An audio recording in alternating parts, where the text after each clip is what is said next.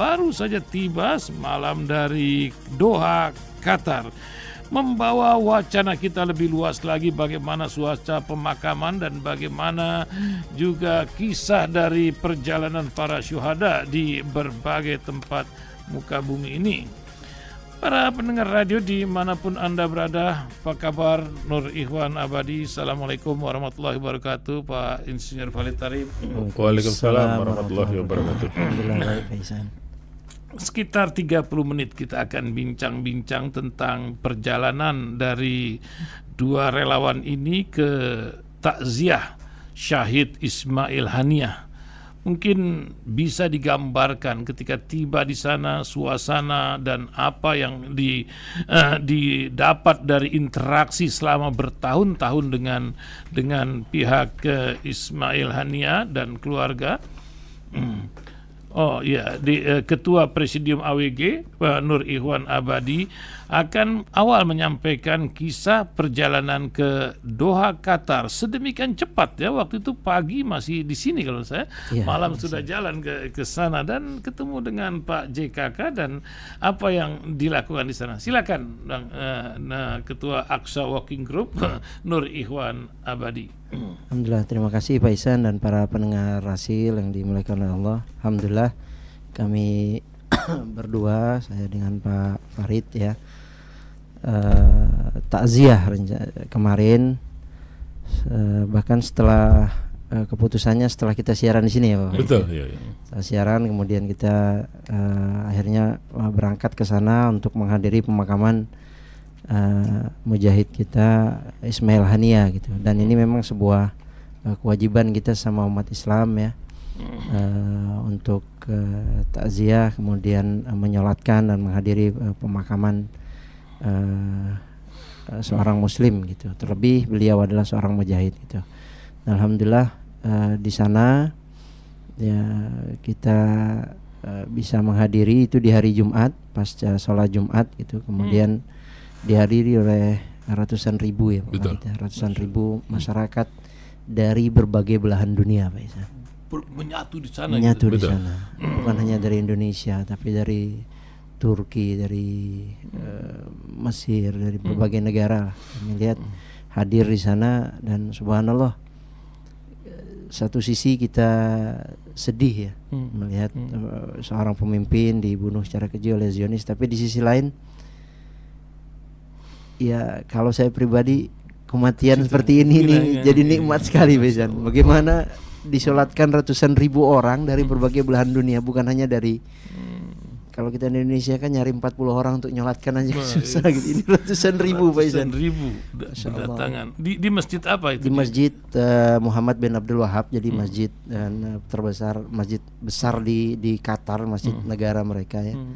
Di sana kemudian ya dihadiri oleh Raja Qatar sendiri, kemudian ada dari Indonesia ada Pak JK, ada Pak Din Samsudin ya. Betul.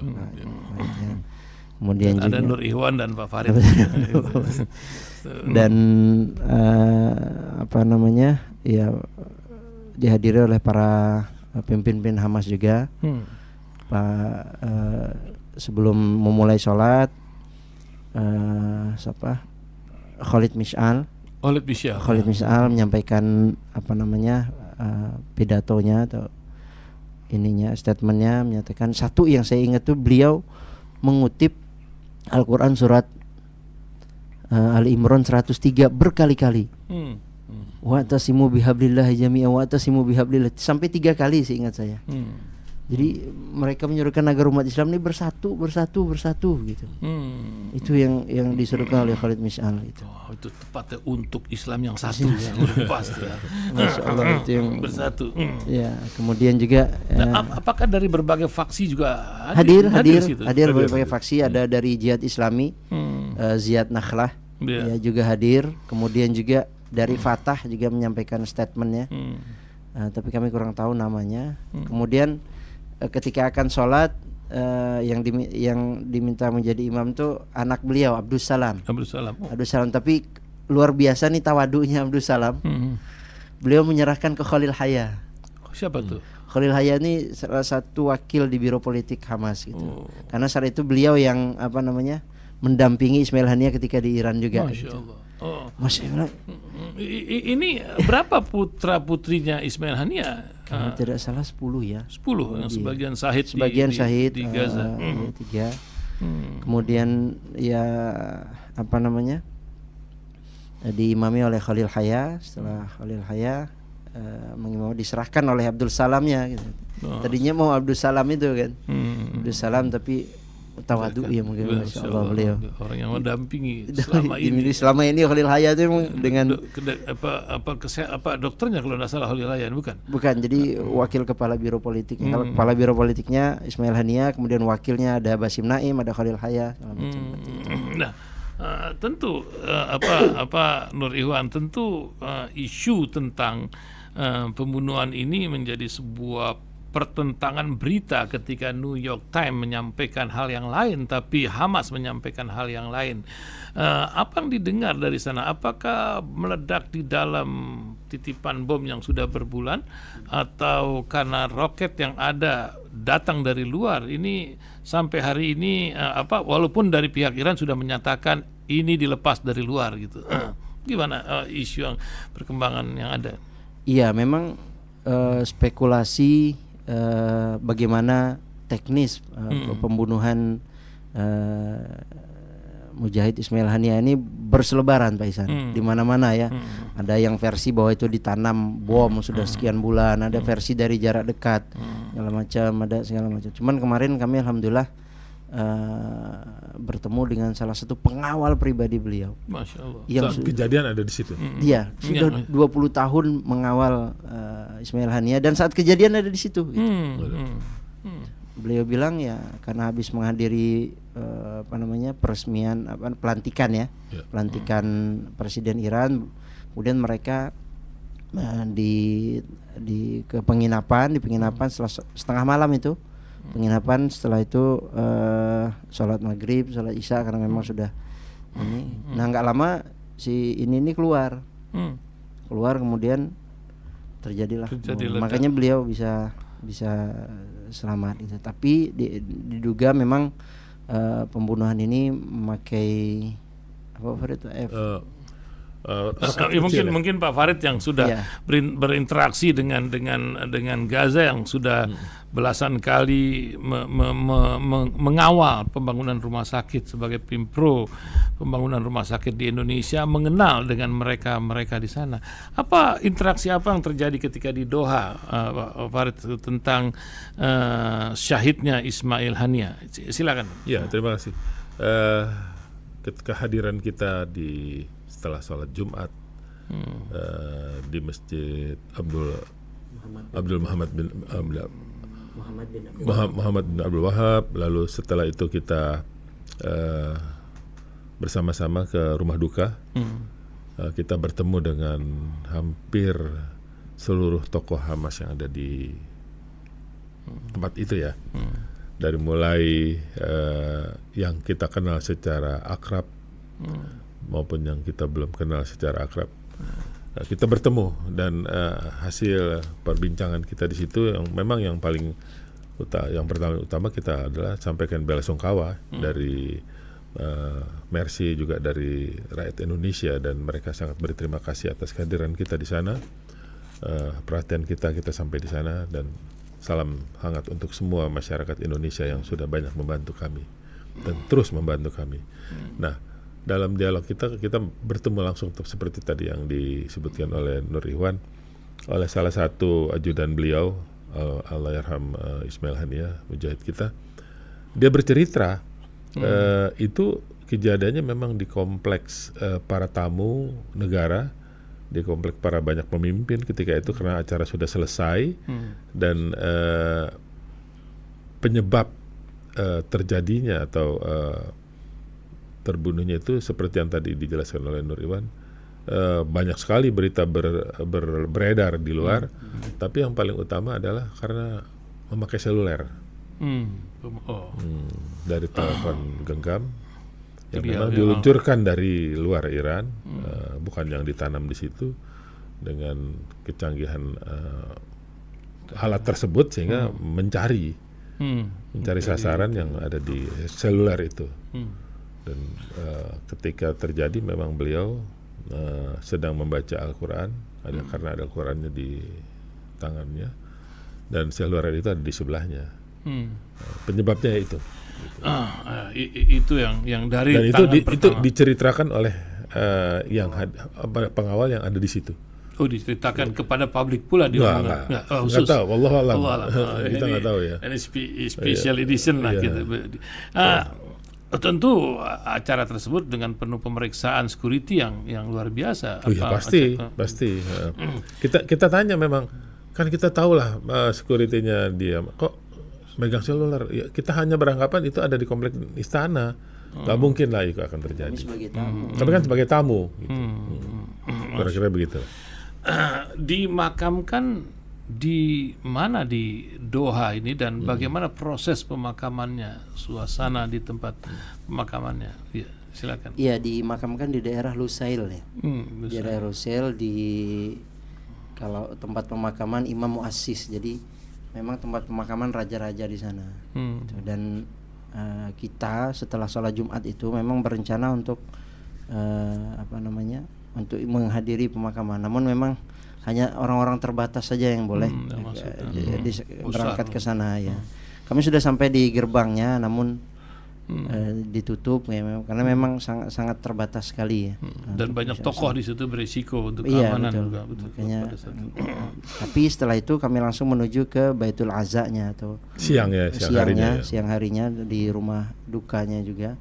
Yang memang disiapkan oleh pemerintah Qatar nampaknya ya, untuk orang-orang yang ingin takziah. Dan ya di ketika kami masuk ya pemeriksaan memang cukup ketat sekali gitu.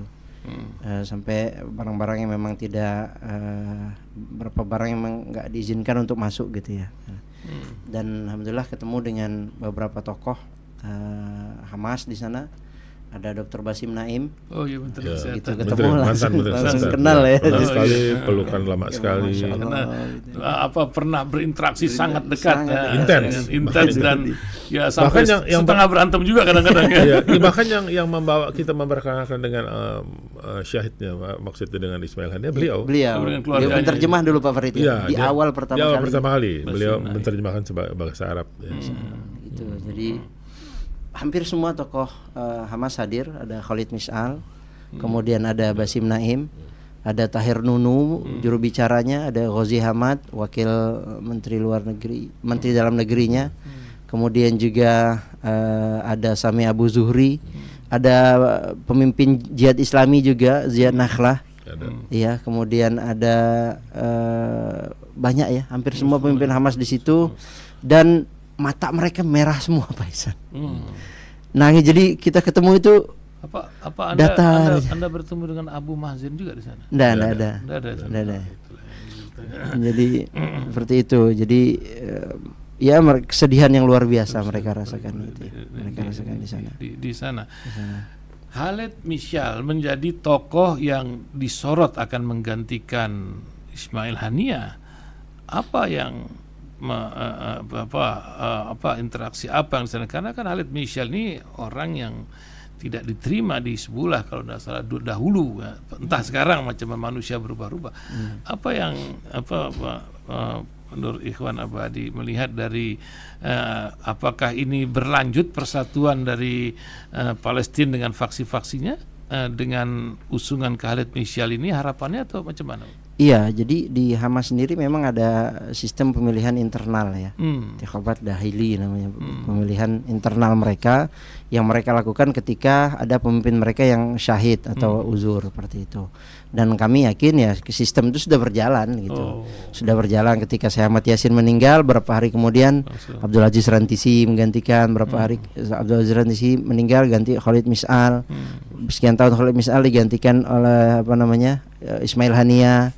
Dan Ismail Haniah meninggal nih ya mereka memang sudah mempersiapkan. Jadi ya saya pikir mereka kan ada di daerah peperangan ya, dan mereka tahu persis apa yang akan terjadi. Karena Pak Ihsan, orang-orang di Gaza nih, orang-orang Palestina ini dibesarkan dengan 3 hal Pak Ihsan. Apa tuh? Yang pertama yang akan mereka hadapi, yang pertama mereka kemungkinan akan ditangkap kemudian dipenjara.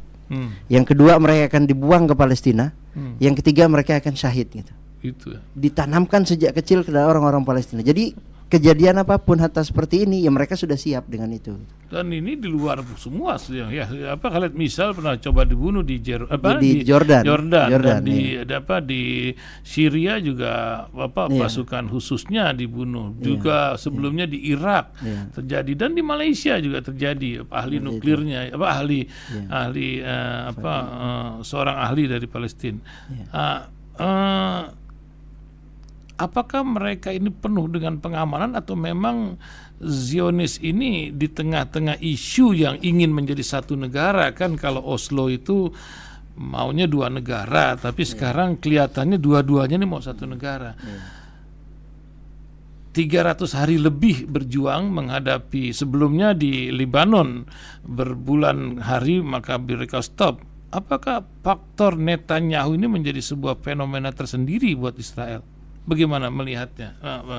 Ini udah jadi pengamat politik, tapi saya ingin melihat keadaan di lapangan di Doha sana lah, perkembangan apa dan pasti berinteraksi dengan mereka ini. Silakan. Ya sampai sekarang kita memang belum ada informasi ya tentang proses penggantian siapa yang akan mengganti, kemudian siapa yang akan memimpin. Tapi memang ada kemungkinan Khalid Mis'al yang akan menggantikan. Tapi memang tokoh-tokoh senior di Hamas cukup banyak ya.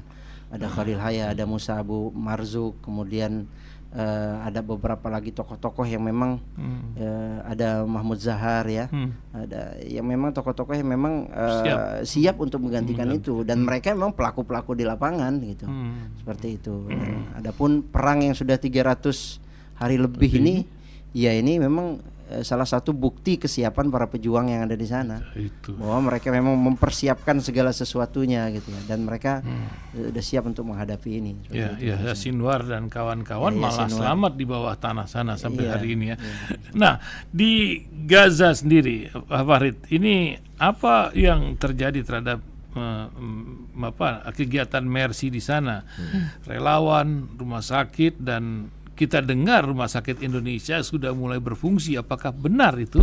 Dan apa yang dilakukan oleh relawan yang setiap bulan dalam pemberitaan itu berganti-ganti gitu. Silakan. Baik, terima kasih.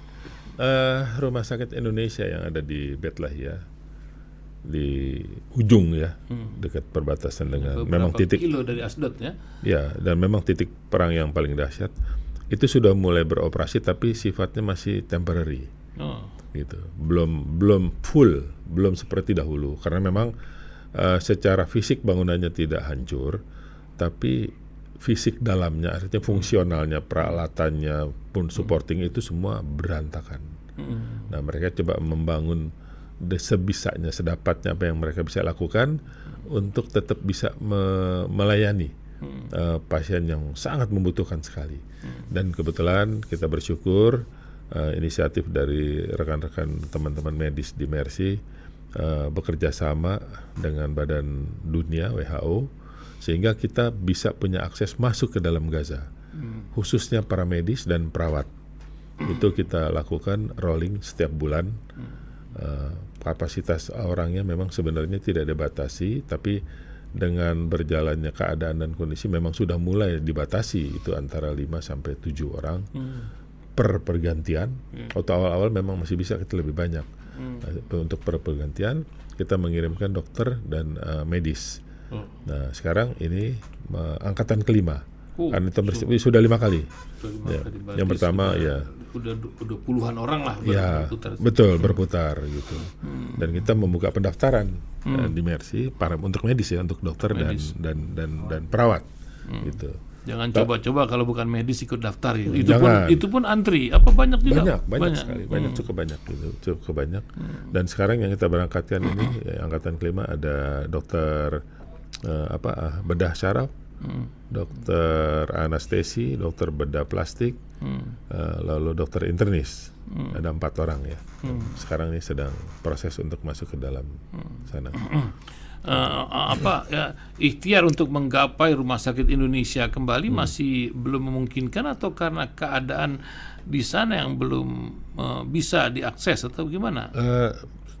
beberapa pekan yang lalu sudah ada satu relawan kita yang sampai ke rumah sakit, tapi hitungannya hanya jam, dan itu memang dalam rombongan formal sekali, resmi, ada WHO dan iring-iringan, sehingga bisa melihat, dan kita harapkan dalam waktu dekat ini bisa ada salah satu engineer kita memang yang di sana buat mengassessment kebutuhan-kebutuhan apa yang diperlukan terhadap rumah sakit, sehingga nantinya pada saat untuk kita bisa merenovasi kembali betul-betul sudah tahu apa saja yang harus dilakukan. Nah, kalau cerita relawannya yang akan berangkat untuk masalah rumah sakit, perbaikan rumah sakit sudah sangat menunggu.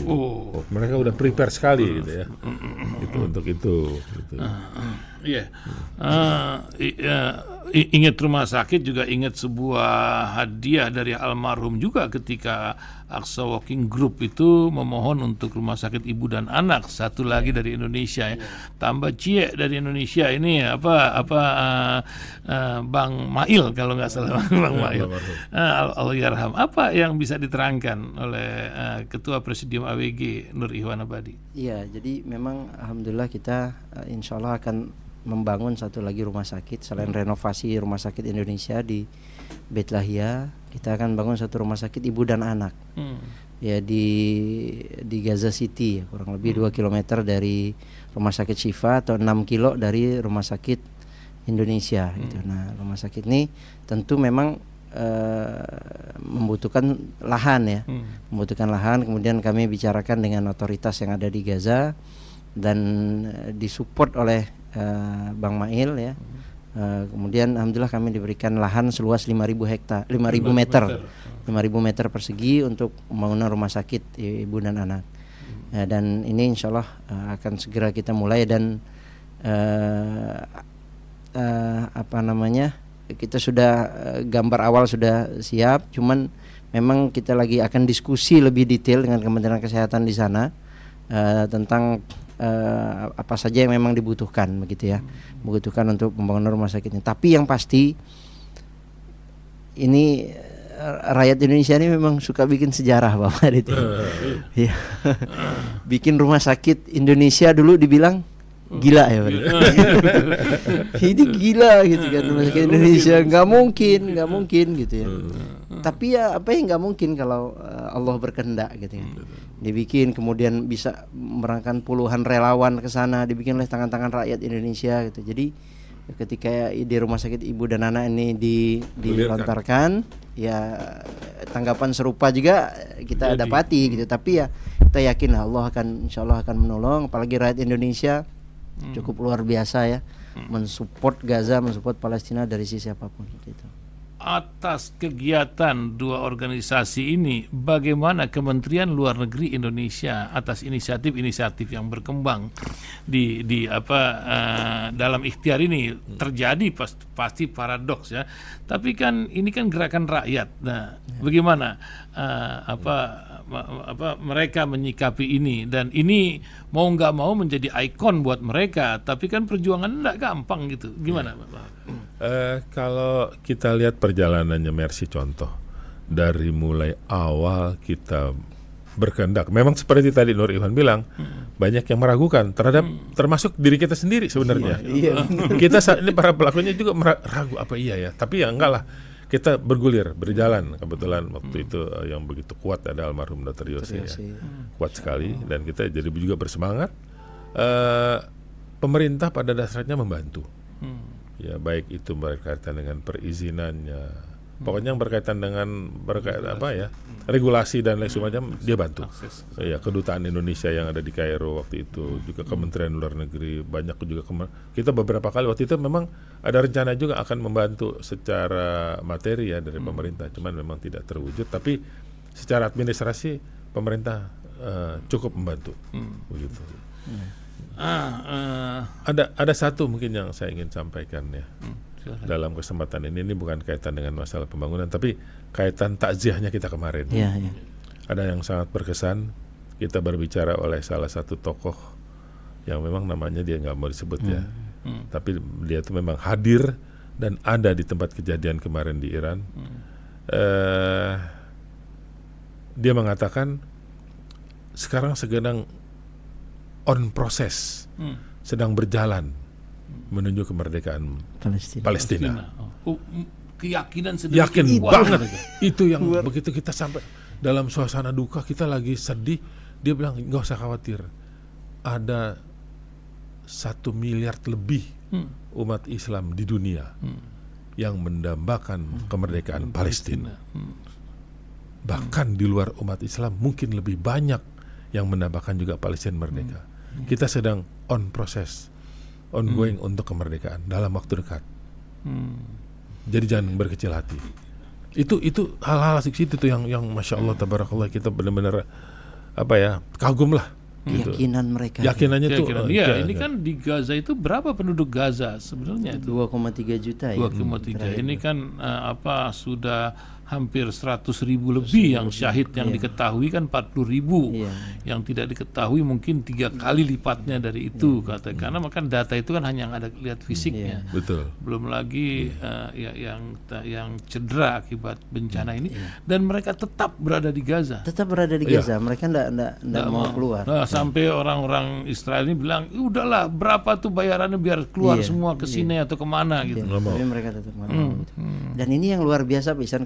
Kemarin juga diceritakan oleh orang memang yang dekat dengan Bang Mail gitu. Bang Mail ini satu hafal Quran, Ismailania. Insyaallah. Kemudian kami tanya, dia punya sanad bacaan. 30, enggak, lebih kecil lagi. Kalau enggak salah 28 atau 29 kan. Apa tuh sanad? Sanad bacaan. Dan itu kejujuran dari mereka. Iya, sanad bacaan dari Rasulullah SAW berurut terjadi. Dari Rasulullah 1, kemudian ke sahabat 2. Nah, Ismail Hania ini urutan ke-28 sampai ke-29 untuk pengambilan sanad. Dan yang luar biasa Pak Ihsan, pengambilan sanad itu beliau ambil ketika beliau jadi Perdana Menteri. Masya Allah. 1 jam sebelum beliau bekerja, duduk dengan Dr. Abdurrahman Jamal baca Quran, Pak Ihsan. Masya Allah, macam itu ya. Itu kalau presiden kita bisa begini, Masya Allah. Masya Allah, kalau pemimpin kita bisa gini sebelum kerja semua baca Quran gitu. Masya Allah, luar biasa. Dulu ada tuh sebuah organisasi yang macam gitu, tapi entah sekarang ya. Nah, apa yang ingin disampaikan terakhir dari Pak Farid? Ini sudah hampir 30 menit kita berbincang. Hasil dari takziah kepada Asy-Syahid Ismail Haniah, bertemu dengan para tokoh, menyambung silaturahmi dan merawat perjuangan semangat ini dari bangsa yang dikenal oleh dunia. Entah ya, Indonesia masih terbesar atau Pakistan sekarang ya? Katanya pindah ke Pakistan. Allah alam ini. Ya, itulah. Tapi semangat ini masih ada. Perannya. Saya ngerasa juga bersyukur ada petinggi ya, walaupun memang sudah tidak formal lagi di pemerintahan, yaitu Pak Yusuf Kala hadir di sana beserta para ulama kita, para masyarakat Indonesia, dan kami juga yang memang berinteraksi juga di sana. Ada saya berdua dengan Ridwan. Alhamdulillah itu untuk yang sedang berduka merasa terhibur sekali kehadiran, membuktikan ini memang Indonesia hadir di sini gitu, ada di sana gitu. Dan itu satu. Yang kedua, harapan-harapan ke depan pada seluruh yang mendengar ini semua, jangan pernah berhenti untuk membantu Palestina. Banyak hal yang syaratnya itu sudah terpenuhi, mutlak kita harus bantu. Pertama, kiblat umat Islam di dunia ini yang pertama adalah di Al-Aqsa, itu di bawahnya Palestina. Yang kedua, sebagai umat Islam terbesar di Indonesia, itu sudah sewaktunya, sudah sewajarnya untuk membantu. Lalu yang berikutnya, yang ketiga, kita memang punya historis yang begitu kuat kepada bangsa Palestina ketika kita juga waktu awal-awal merdeka. Beliaulah yang menyampaikan awalan terhadap kemerdekaan Indonesia. Jadi sudah sewajarnya, jangan pernah kendor membantu. Minimal, saya suka katakan berdoa di saat sholat fardu wajib di masjid-masjid untuk kunut nazilah. Itu penting sekali gitu. Karena doa itu salah satu senjata yang cukup ampuh untuk umat Islam. Dan yang saya benar-benar terenyuh dan juga bangga dan juga merasa bahagia, mereka mengatakan sebentar lagi akan kita rasakan kemerdekaan kita. Palestina, Masya Allah. Dari Nur Iwan Abadi, Presidium AWG, ini Aqsa Working Group ini, ketuanya. Silakan. Saya ketika Pak Farid mengajak untuk berangkat ke sana itu, dan setelah pulang nih kita merasakan syukur yang cukup luar biasa ya. Alhamdulillah kita bisa hadir, diizinkan oleh Allah hadir di sana. Karena memang ini support yang luar biasa yang bisa dirasakan oleh masyarakat Palestina, rakyat Palestina, bahwa dukungan itu bukan hanya dari tapi dari Indonesia yang jauh-jauh bisa hadir ke sana gitu ya. Ini memang support yang luar biasa. Ya, kemudian yang kedua, terus semangat yang membantu Palestina, karena orang-orang Palestina yang memang mereka merasakan betul penderitaan, kemudian banyak keluarga mereka yang meninggal, kemudian itu masih tetap semangat. Masya Allah. Ya, karena mereka pelaku sejarah, keluarganya meninggal segala macam, tapi kami yakin Palestina ini awal dari kemenangan Palestina gitu. Itu yang kalau mereka saja seperti itu, nah kita umat Islam di Indonesia khususnya wajib lebih dari itu. Kemudian yang ketiga, kemarin kami ketemu juga dengan salah satu orang dekatnya Ismail Haniah. Jangan lupakan, karena yang syahid bersama Ismail Haniah ini satu orang pengawalnya. Siapa beliau ini?